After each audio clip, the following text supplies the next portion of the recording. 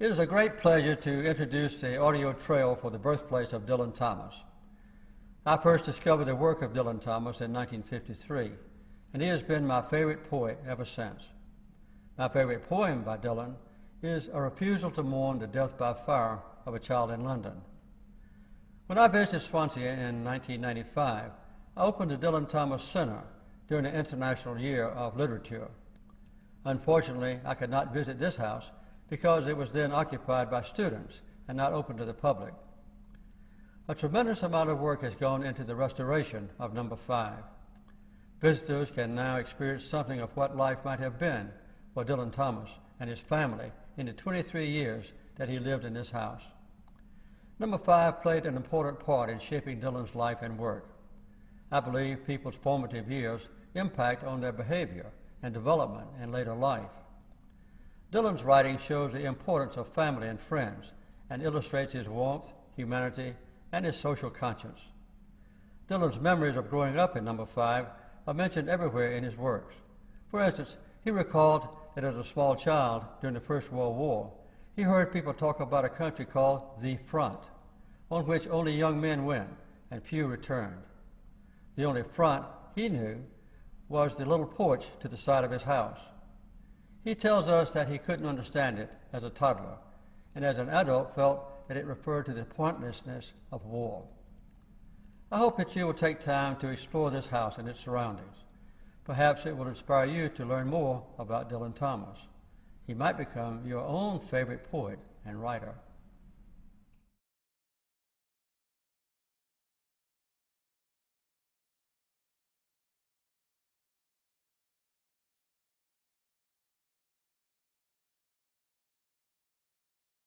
Well, I first discovered it immediately after I resigned from the Navy, which was my career then.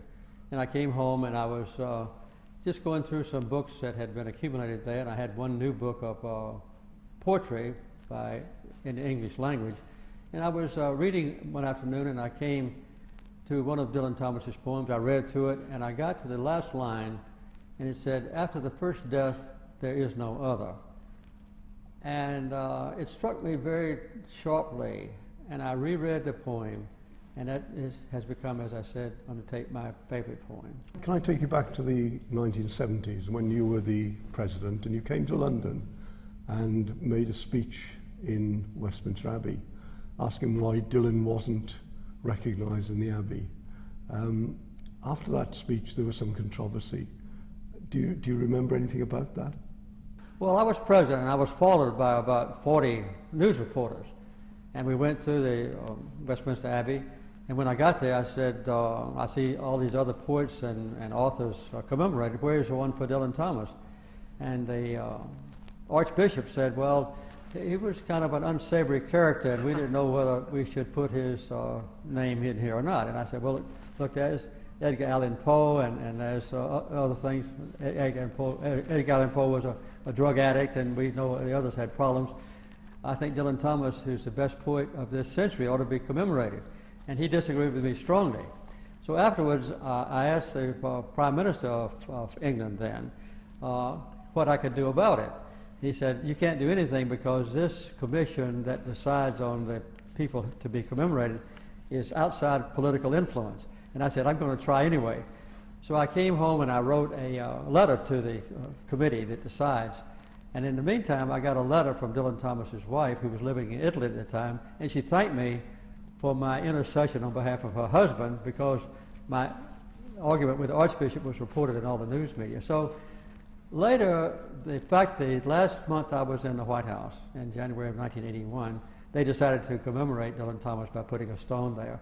And they asked me to make the major address at the occasion. I couldn't go, but I was interviewed by a reporter from BBC, and he was very quizzical about me, and so he asked me question after question about Dylan Thomas. I answered all the questions because I had studied his life and his poetry.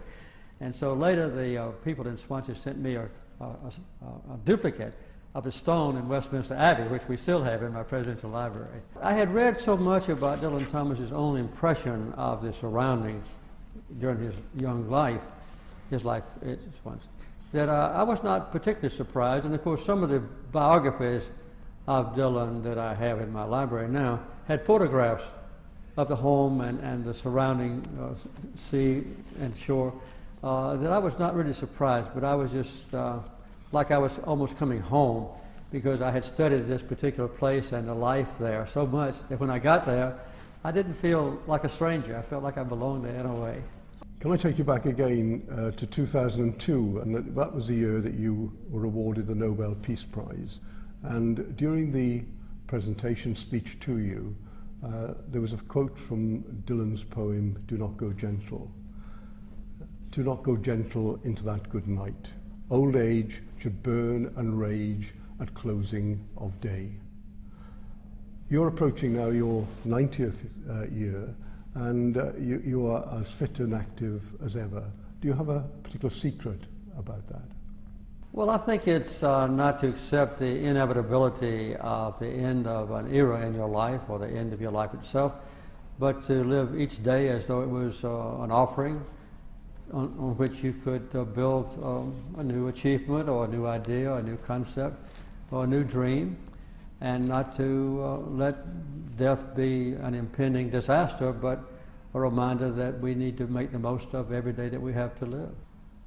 I hope as time passes, more and more people will recognize the greatness of Dylan Thomas as a poet and as a creative artist who utilized to a maximum extent the language in which he wrote most of his poems, English language.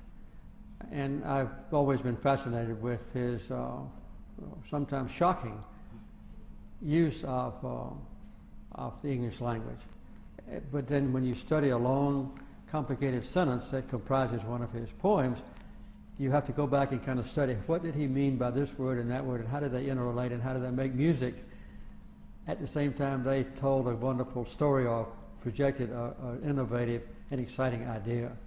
So my own belief is that Dylan Thomas, over a period of time, is going to become increasingly famous and recognized by both scholars and by lovers of poetry as one of the great ones of all time. This is a model of a bust of Dylan. We believe that Dylan hasn't been recognised as much as he should have been, and for his centenary in 2014, we've had commissioned a sculpture by a sculptor called Peter Nicholas, a well-known Welsh sculptor. And this is one of the pre-sculpture models to illustrate how it's going to look. And we'd like you to have this with our grateful thanks for helping us with our house and the work that we're doing. And I hope this gives you a whole lot of pleasure. He's rather heavy, so... Yes, I know. Well, I'm honored and pleased to have it. As a matter of fact, in the study where I live and work in Plains, Georgia, I have a large portrait of Dylan Thomas on my wall. So this will go well with my collection of Dylan Thomas memorabilia. Thank you very much. The perfect gift. Thank you, it is. Thank you.